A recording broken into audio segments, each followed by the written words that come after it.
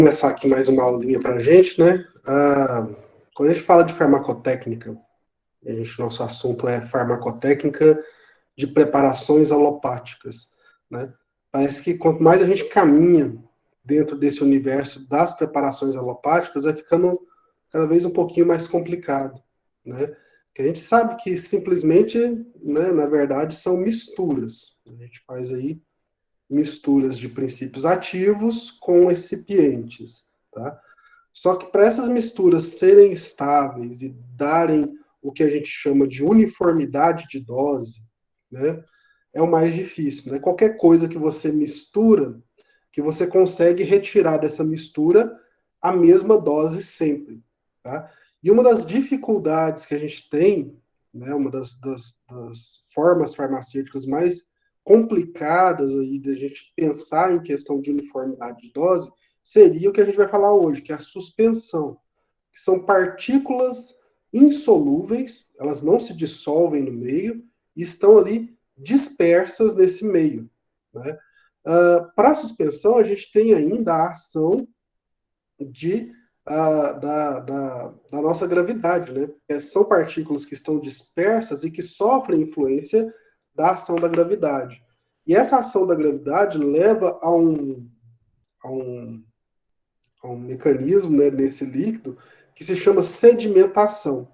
Essa sedimentação seria o acúmulo dessas partículas no fundo do recipiente, né? Separação de fase. Você precisa agitar novamente antes de usar. Então a gente vai hoje falar um pouquinho sobre esses aspectos teóricos dessa forma farmacêutica de suspensão, os cálculos necessários ou as fórmulas necessárias, né, para vocês calcularem as variáveis que existem dentro dessa forma farmacêutica, e desde já eu já peço que vocês não se assustem com essas formas, né? Por isso que dessas fórmulas, né? Por isso que eu deixo sempre esses cálculos já para a terceira VA, porque eu sei que na primeira e segunda a maioria das pessoas já tiram uma nota boa, né? Aquele que espera a terceira VA para tirar uma nota maior já fica um pouco assustado, né? Mas vamos lá.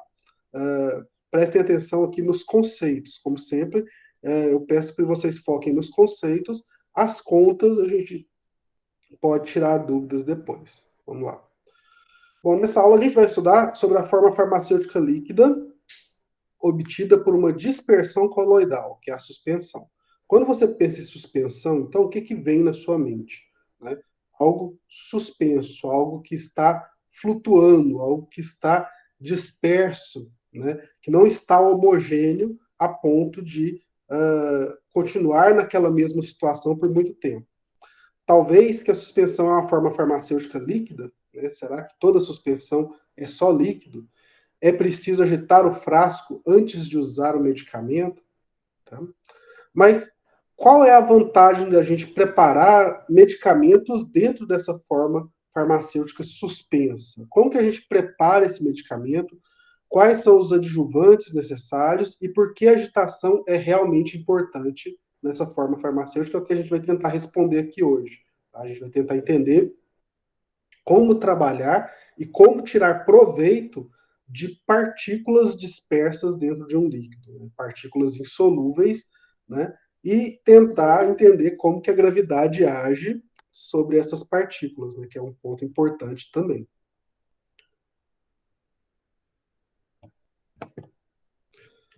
Bom, a gente começa então falando de uma situação problema, tá? Para a gente visualizar o tamanho do problema que é trabalhar com suspensão, levando aí para uma situação na vida real de um farmacêutico. Bom, diversos são os fatores que afetam a velocidade de sedimentação das partículas em uma suspensão. Né? Já lembrando para vocês, sedimentação, a partícula está dentro da suspensão, ela pode se depositar no fundo, se sedimentar. Isso é velocidade de sedimentação.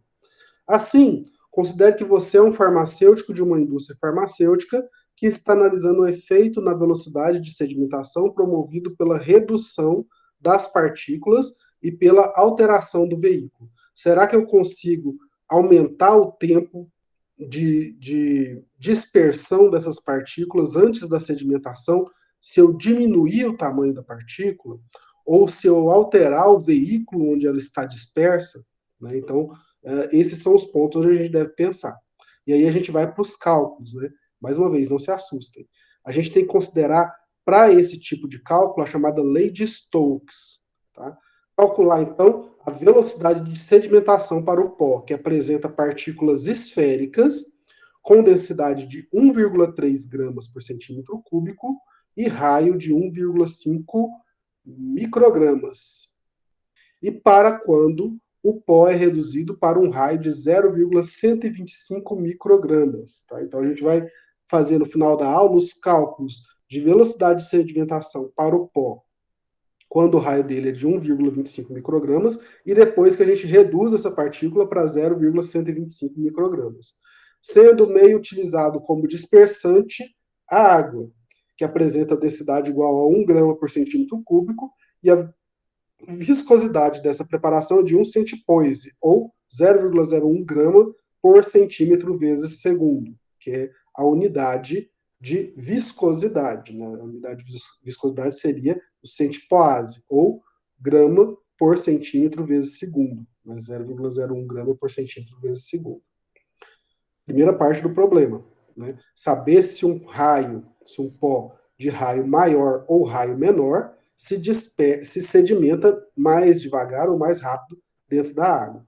E aí a gente usa os mesmos cálculos, calculando a velocidade de sedimentação para o pó, com os mesmos raios, 1,25 micrômetros, e reduzindo para 0,125 micrômetros, sendo o meio utilizado como dispersante a glicose. Então a gente vai testar em água e em glicose, sabendo que a densidade da glicose é 1,25 gramas por centímetro cúbico, e a viscosidade da preparação é de 400 centipoase. Então, a viscosidade do líquido é maior. Então, com base nos valores de velocidade de sedimentação, o que você conclui em relação aos efeitos dos fatores como redução da partícula e mudança de viscosidade no meio? É o que a gente vai ver, né? No final da aula, a gente tem uma resposta para essas continhas aí, para a gente entender como que funciona esses cálculos, né, de velocidade de sedimentação, e se reduzir o tamanho da partícula, a gente consegue uma solução melhor ou pior, ou mudar o meio onde ela está dispersa. Bom, aqui a gente tem a lei de Stokes, né, depois a gente vai voltar nela, né? A gente tem essa formulazinha aqui. A constante gravitacional, a gente precisa dela para calcular essa velocidade de sedimentação, 9,8 metros por segundo ao quadrado, que é a velocidade da gravidade, ou 980 centímetros por segundo ao quadrado. A gente utiliza dentro dos centímetros e não metros, porque a gente está tratando de partícula, e a viscosidade ela é medida em centímetros também, né? A gente tem que desculpa esse zero antes aqui, 1 micrômetro é igual a 1 vezes 10 a menos 4 centímetros, e 1 centipoase é 0,01 gramas por centímetro vezes segundo. A gente tem esses dados aqui, depois a gente vai ver como que a gente vai calcular tudo isso aí. Bom, essa é a situação problema, é um problemão, né, para quem não está acostumado. Quando vira rotina, que você é farmacêutico e isso cai na sua mesa todos os dias, fica mais fácil de entender, fica mais fácil de trabalhar, né? A gente, quando está na faculdade, às vezes tem um medo danado de pegar essas contas, mas tudo, igual eu falei na aula passada, né? Tem um padrão, tem uma rotina, e acaba que vira rotina para quem faz todos os dias, né? Existem coisas na farmácia que é desse jeito, né? Você, com a rotina fica mais fácil, né? E aí você fica expert em suspensão, só que você tem um mundo da farmácia todo para aprender. Então, nunca tem uma pessoa que sabe tudo, né, que consegue fazer, né, toda a linha da farmácia com 100%. A gente sempre precisa de rotinas para estar utilizando aquelas ferramentas.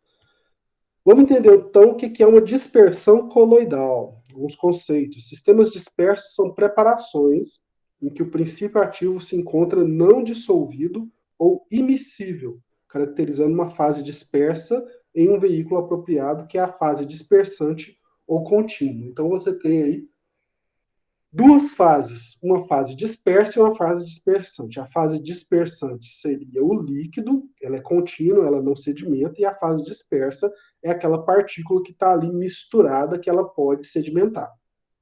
Tá? Não tem um tamanho específico de partícula em dispersão, para considerar coloidal. Mas, normalmente, consideram-se coloidais as partículas que apresentam dimensões, ou seja, tamanho, de 1 nanômetro a 0,5 micrômetros. Tá? Lembrando que 1 nanômetro é menor que 1 micrômetro. Tá? O micrômetro ele é uma medida maior que o nanômetro. Tá? Então, as partículas vão de um tamanho menor de 1 nanômetro, você pode utilizar aí para fazer um coloide, até 0,5 micrômetros, que é uma dimensão muito maior do que o nanômetro. Tá? Aqui a gente vai assimilar um pouco desses tamanhos, né? Assimilando que 1 nanômetro, a sigla nm significa nanômetro, e 1 nanômetro equivale a 1 vezes 10 elevado a menos 9 metros. Tá? Um micrômetro representa micrômetro, né? Esse pico aqui antes, né? Micrômetro. Um micrômetro responde a 1 vezes 10 a menos 6 metros. Então, o micrômetro é maior. Quanto maior o número aqui, ó, menor a medida. Assim, as letras M e pico referem-se respectivamente a nano, 10 a menos 9, e micro, 10 a menos 6. O nanômetro é menor do que o micrômetro. Certo? O micrômetro é 10 a menos 6, nanômetro 10 a menos 9. Tá?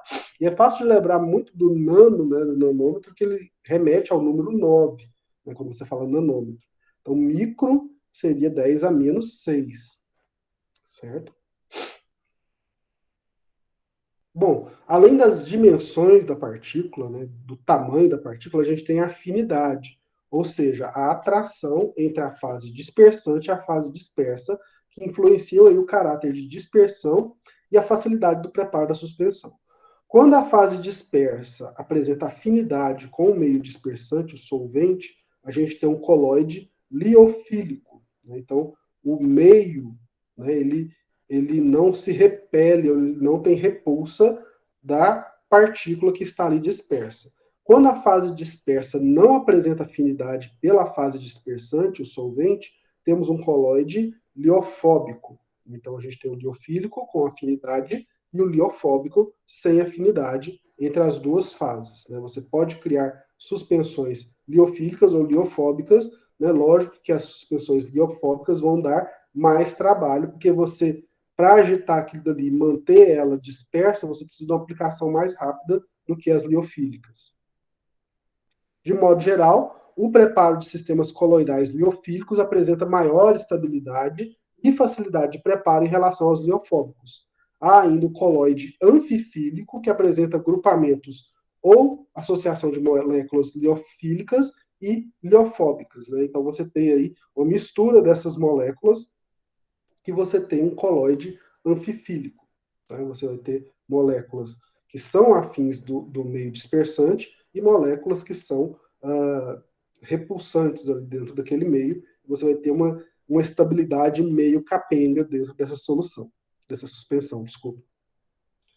Bom, o termo sol, né, a gente fala de, geralmente a gente acha que é solução, é empregado comumente para se referir a uma dispersão de um sólido em uma fase dispersante, que pode ser líquida, sólida ou gasosa. Você pode ter uma suspensão líquida, sólida ou gasosa. Mas normalmente é mais comum para um sistema em que o sólido está disperso em um meio líquido na fase dispersante.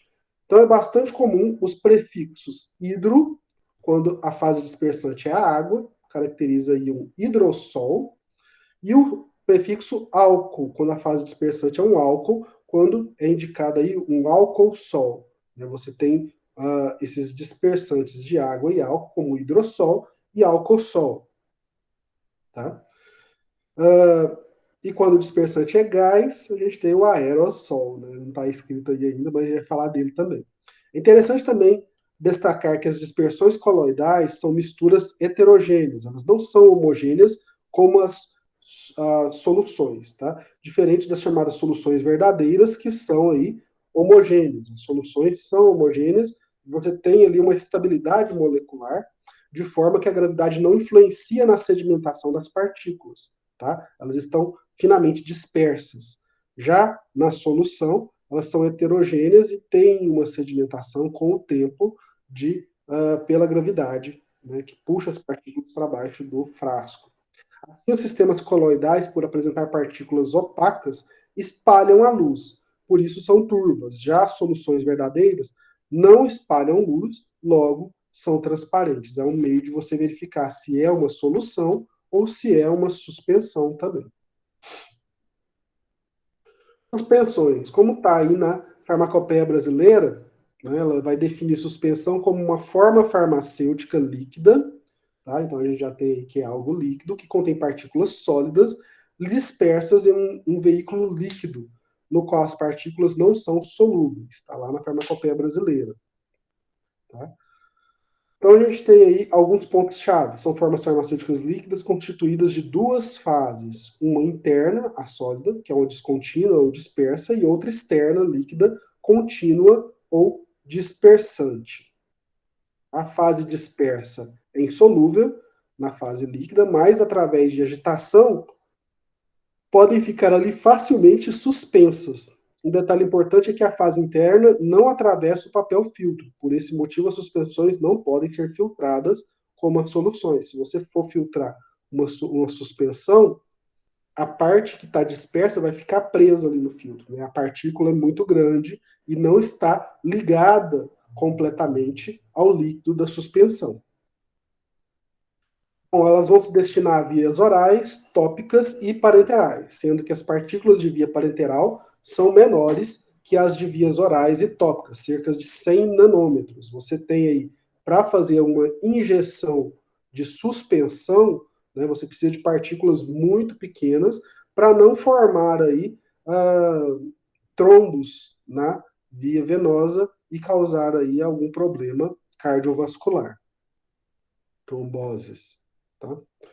Então a gente tem aí os sistemas dispersos, né, nas formas farmacêuticas que apresentam o fármaco immiscível ou não dissolvido em veículo. Nós temos o hidrossol, já falamos dele, sólido disperso em água, o álcool-sol, sólido disperso em álcool, e o aerosol, que é um sólido ou líquido disperso em uma fase gasosa. Mais alguém entrando aqui.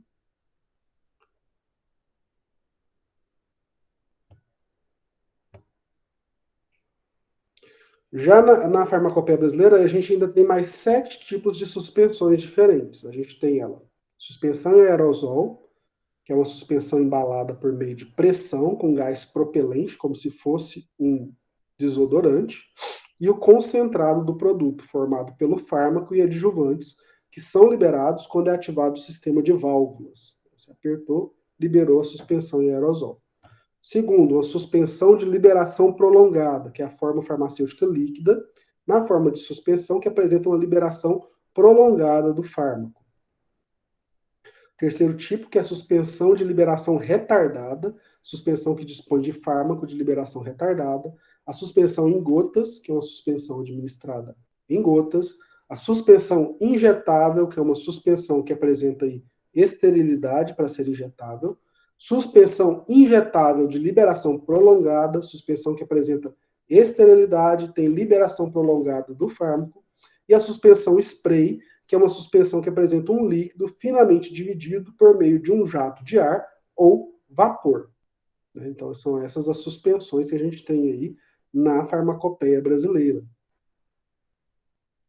Vantagens, então, da gente fazer fármacos em suspensões, né? Vantagem de ser mais fácil de deglutir, de engolir, né? Uma maior facilidade. Existe a possibilidade de administrar diferentes doses para fármacos insolúveis ou pouco solúveis em determinado solvente. Fármacos quimicamente pouco estáveis em solução, mas que apresentam estabilidade em suspensão. Você não consegue dissolver ele em nada, mas em suspensão ele é estável. É interessante com esse tipo de fármaco. Fármacos dissolvidos em solução que apresentam menor palatabilidade do que quando estão em suspensão oral. Ou seja, na solução ele tem um gosto muito ruim. Em suspensão, como ele não está atingindo todas as células das papilas gustativas, né, você tem aí um gosto melhor em suspensão oral. Já que são utilizados também flavorizantes, tornando a formulação mais agradável ao paladar. Já o flavorizante, ele é bem diluído na suspensão, então você sente mais o gosto do flavorizante do que o do medicamento. A gente tem como exemplo o estolato de eritromicina, que é éster que foi desenvolvido a partir da eritromicina. Ele é insolúvel em água e é mais palatável, ou seja, tem um sabor mais agradável do que a própria eritromicina. Por isso, a sua suspensão oral é preparada com estolato de eritromicina. Né? Então, você cria aí uma molécula muito menos ruim do que a molécula original e coloca ela em suspensão para diminuir mais ainda o sabor ruim da eritromicina. Né? Nós temos aí esse antimicrobiano, né, o estolato de eritromicina, com essas características. Já as desvantagens das suspensões seria a baixa estabilidade física, uma menor uniformidade de dose, então você precisa de fármacos com uma janela terapêutica alta, né, para você conseguir trabalhar ela em suspensão. Só um minutinho que o meu mouse sumiu aqui atrás. Aqui, então você tem aí uma menor velocidade de absorção. Se você compara a solução, ela não está bem dispersa, não está bem dissolvida, né? Então fica mais difícil do seu organismo absorver uma suspensão do que uma solução. E ela é termodinamicamente instável, isso é, as partículas dispersas, em razão da sua grande área de superfície, possuem grande energia livre. Por isso tende a agrupar-se de modo a formar flocos, dificultando aí a absorção. Então, desvantagens das suspensões. Algumas características desejáveis das suspensões. Primeiro, a gente precisa que a sedimentação seja lenta das partículas, né, que esse acúmulo no fundo do frasco seja pouco, seja menor. A gente precisa de uma redispersão adequada após a agitação do frasco. Quando a gente agita, ela precisa se dispersar mais rápido. Precisa de dimensões constantes da partícula dispersa por períodos longos. Essa partícula não pode aumentar nem pode se agrupar. E precisa que o escoamento do medicamento pelo frasco seja rápido e uniforme. Vamos entender um pouquinho de cada uma delas. A sedimentação lenta leva a uma boa suspensão e deve sedimentar-se lentamente. Tá? A fácil redispersão deve voltar a se dispersar facilmente com a agitação suave do recipiente. O escoamento adequado, a suspensão deve escoar com rapidez e uniformidade do recipiente. Quanto mais viscoso, mais estável serão as suspensões, porém, o excesso de viscosidade compromete o aspecto e a retirada do medicamento do frasco. Então, você tem que ter ali um meio termo de viscosidade, onde você consiga retirar o medicamento do fármaco e ainda assim ele ter uma viscosidade para diminuir a sedimentação do fármaco no fundo do frasco. E o tamanho das partículas adequado. O tamanho das partículas pode variar dependendo do tempo de absorção desejado, sendo que quanto menor a partícula, mais absorvível ela será. Contudo, produtos para uso oftálmico ou tópico devem ser micronizados para evitar irritação. Aqui a gente tem alguns componentes das suspensões para ajudar a essa suspensão ter uma característica desejada. Para a formulação de uma suspensão são empregados os seguintes adjuvantes: os agentes suspensores, que aumentam a viscosidade do meio dispersante, o que ajuda a manter as partículas suspensas. Temos os agentes molhantes, que diminuem a tensão superficial entre a fase dispersa e a fase dispersante, contribuindo aí para evitar a formação de agregados de partículas. Os agentes floculantes, que formam uma suspensão floculada, facilitando aí a redispersão.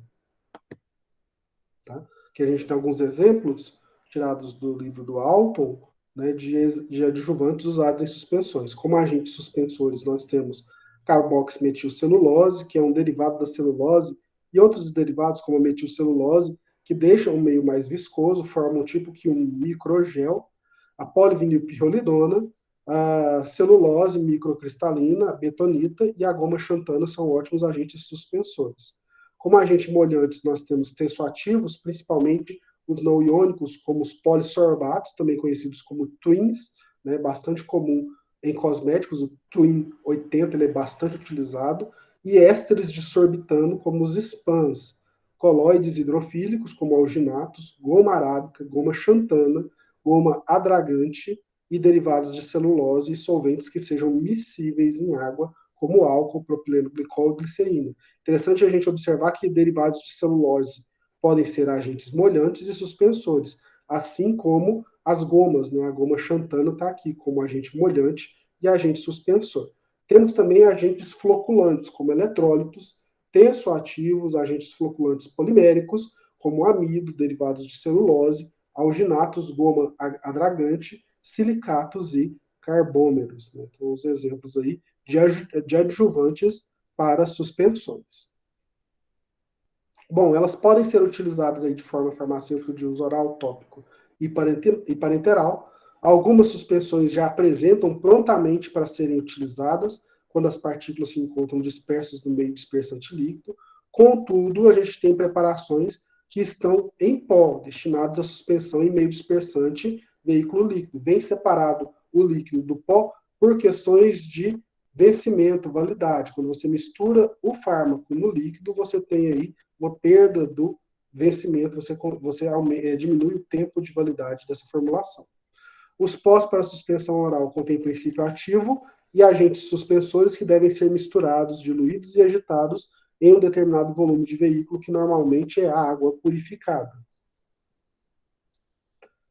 Para a estabilidade física, né, para a suspensão ter estabilidade física, é importante considerar alguns pontos. O tamanho da partícula, a viscosidade da fase dispersante e a molhabilidade das partículas.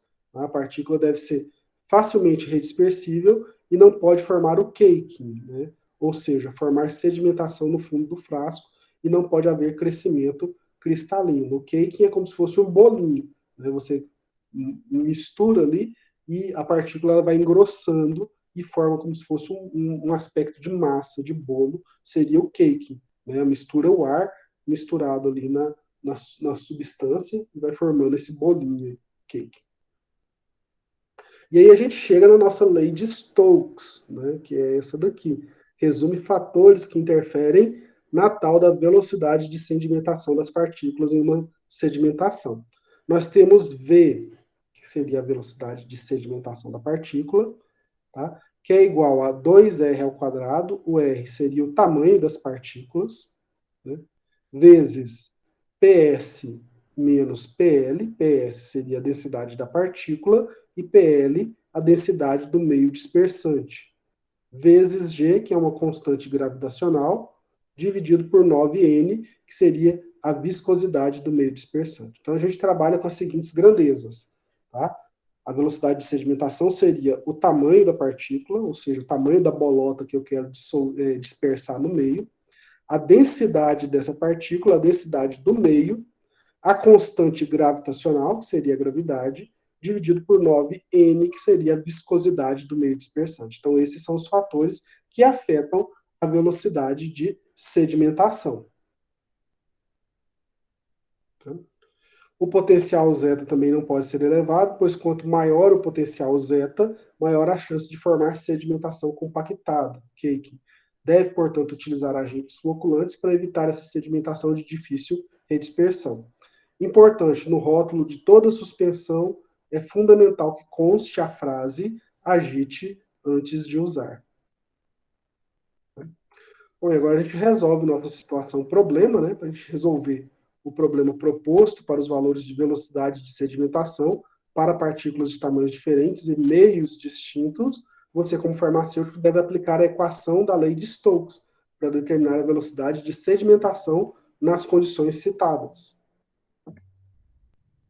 Então, primeiro, a gente determina a velocidade de sedimentação para um raio, ou seja, tamanho de partícula de 1,25 micrômetros, tendo como veículo a água. Equação de lei de Stokes, aqui estão as variáveis, para vocês lembrarem, tá? Então, a gente tem primeiro o tamanho da partícula, a gente transfere esse tamanho de micrômetros para centímetros, 1,25 vezes 10 a menos 4 centímetros, tá? A densidade da partícula 1,3, a densidade da água 1, e a constante gravitacional, tá vendo? Está tudo em centímetros. E a viscosidade do meio da água é 1 centipoase, que seria 0,01 gramas por centímetro vezes segundos. Então você coloca todas as variáveis dentro das mesmas condições, ou seja, está tudo aí medindo em centímetros. E aí você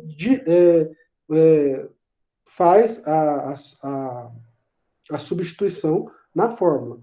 V é igual a 2 vezes R ao quadrado, vezes PS, densidade do sólido, menos densidade do líquido, vezes a constante gravitacional dividido por 9 vezes a viscosidade do meio. O resultado dessa continha aqui seria 1,02 vezes 10 a menos 4 centímetros por segundo. Então, ela tem uma velocidade de sedimentação dentro dessas condições, para um raio de 1,25 micrômetros, de 1,02 vezes 10 a menos 4 centímetros por segundo. Esse vai ser o tempo, a velocidade de sedimentação. Então, a gente pega esse mesmo medicamento e tenta diminuir a partícula dele no mesmo meio, que seria a água. Vamos ver o que acontece. Tá? O raio, então, vai ser de 0,125 micrômetros como veículo a água. Então, nós temos o raio vezes 0,125, que é igual a 1,25 vezes 10 a menos 5 centímetros. A gente faz uma alteração aqui, né? A gente poderia colocar 0,125 vezes 10 a menos 4. Só que aí a gente joga um para cá para facilitar e coloca 10 a menos 5 centímetros. Tá? Isso aqui é uma alteração matemática. A densidade do sólido, 1,3 gramas por centímetro cúbico, densidade da água, constante gravitacional é a mesma, e a viscosidade também é a mesma. Colocamos aqui na fórmula, tá? E a gente tem que o final seria 1,02 vezes 10 a menos 6 centímetros por segundo. Tá? Então, o que mudou? Nós temos aqui na primeira um raio maior, 1,02 vezes 10 a menos 4 centímetros por segundo, e com um raio menor, 1,02 vezes 10 a menos 6 centímetros por segundo. Tá? Então, a gente tem que analisar esse expoente aqui, 10 a menos 6 e 10 a menos 4. Então, com um raio menor, o expoente aumenta. Tá? Significa que essa velocidade de sedimentação vai ser menor do que quando você tem um raio maior. E é interessante isso, porque quando você tem uma partícula de raio maior, né, você tem uma partícula grande, a, a, a gravidade puxa mais essa partícula do que uma partícula menor. Ela vai ter mais influência em cima dessa partícula. Então, a velocidade de sedimentação com relação ao tamanho da partícula, ao raio da partícula, no mesmo meio, ela seria menor quando você tem uma partícula menor. Você tem uma velocidade de sedimentação menor. Então, compensa, dependendo do tipo de medicamento, você tentar diminuir o tamanho da partícula, né? Você tentar triturar ela mais, tamizar ela mais, passar ela por peneiras menores, para você obter um maior tempo de sedimentação, né? Diminuir a velocidade de sedimentação daquele produto. Tá? E se a gente altera o meio? Né? A gente tem a água aqui com viscosidade 1, né? 1 centipoase. Se a gente coloca glicose, a mesma partícula, só que agora com glicose, tá? Então a gente vai aumentar a viscosidade do meio. Bora lá entender. Então a gente vem aqui para o cálculo, né? 1,25, tendo como veículo a glicose. Então o raio é 1,25 vezes 10 a menos 4. A densidade do sólido, né, da partícula é 1,3, não muda. A densidade do líquido muda, que é 1,25 gramas por centímetros cúbicos. A gravidade é a mesma e a viscosidade muda para 4 gramas por centímetro vezes segundos. Né? Então, você vai ter aí, né, a fórmula com os fatores, os números aí, né, modificados. Você vai ter aí um resultado de 4,25 vezes 10 a menos 8 centímetros por segundo. Tá? Então, você vai diminuir ainda mais o tempo de sedimentação quando você aumenta a viscosidade. Tá? A velocidade aqui, ó, ela está bem menor. Não pelo 4,25, mas pelo 10 a menos 8. Nesse mesmo raio de 1,25 micrômetros, na água, olha aqui quanto ficou, 1,02 vezes 10 a menos 4. É uma velocidade maior do que quando você tem uma viscosidade maior, né, você tem uma velocidade menor, 4,25 vezes 10 a menos 8. Se a gente ainda altera o meio e diminui o raio, o tamanho da partícula, né, para 0,125 micrômetros, você diminui ainda mais o tempo de sedimentação.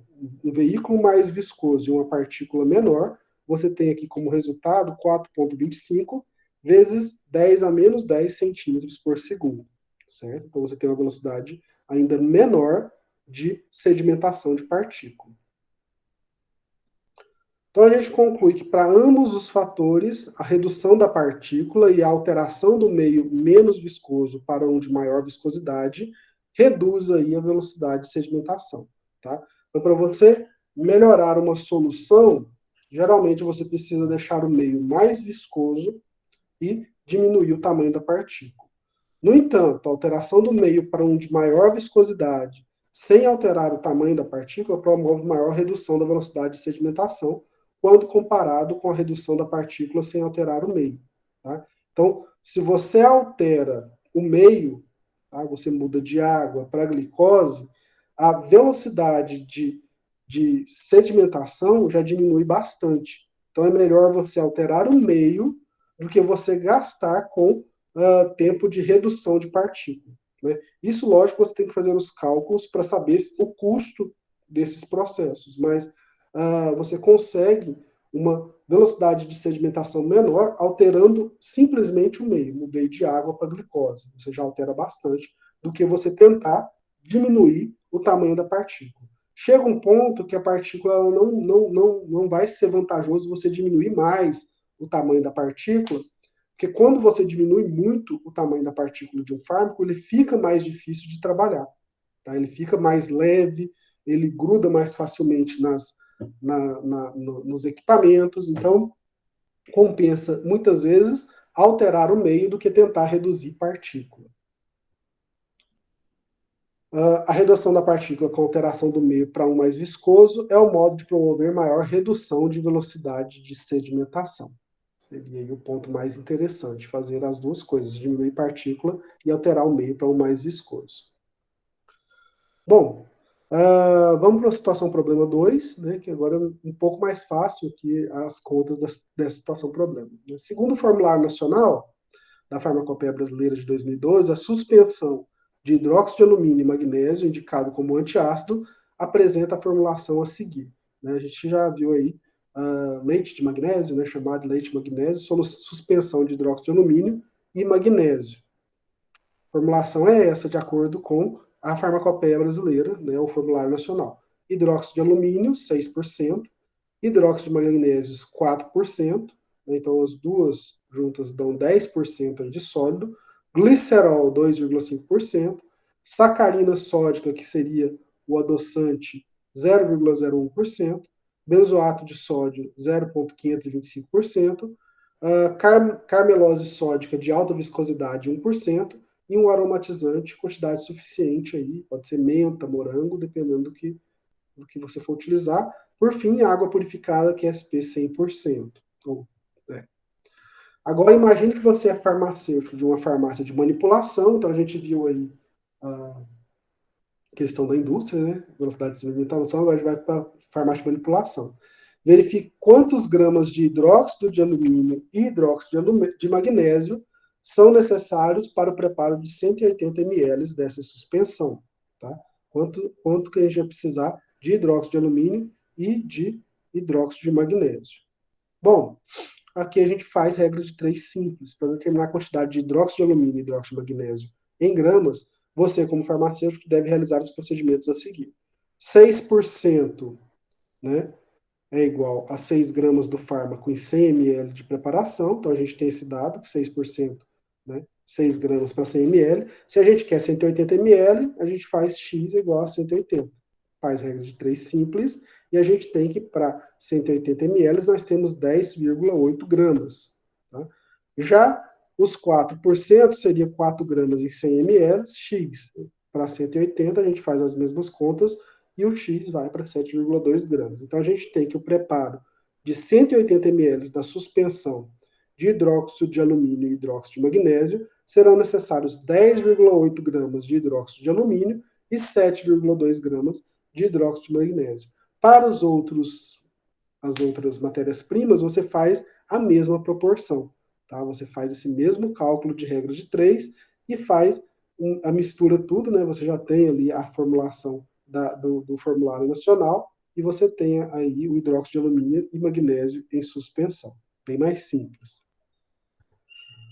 Bom, por hoje era isso que eu tinha para falar para vocês, né? Pergunta agora se tem alguma dúvida, alguma coisa que ficou aí para trás, alguma coisa duvidosa aí nesses cálculos. Alguém tem algo a falar? Misericórdia. Por quê? Misericórdia, o que foi? O que ficou difícil? Hein, Diego? Eu tenho... Hã? Complicadinho, né? Mas vai dar certo. Vai dar certo. Lembre-se sempre, velocidade de sedimentação. Né? O tempo que leva para a partícula descer e ficar no fundo do frasco, que a gente não quer. A gente quer ela dispersa ali no meio. Tá? Então, se você quer aumentar o tempo que ela demora para ficar no fundo do frasco, você pode diminuir partícula, deixar a partícula menor, ela fica mais tempo ali retida, ou você pode aumentar a viscosidade do meio. São duas constantes, né, que a gente trabalha aí com a lei de Stokes e verifica que realmente ela diminui a velocidade da sedimentação. Esse é, eu acho que o ponto principal da aula de hoje, entender esse fator aí de velocidade de sedimentação. No mais, eu acho que é estudar mesmo, só isso. Ok? Ok, professor. É, professor. Então Ok, tá bom. professor. Então fiquem todos com Deus. Obrigado pela presença na aula de hoje. Tá? Qualquer coisa, vocês me chamam aí. Até semana que vem. Deus também. Até semana que vem. Tchau. Tchau.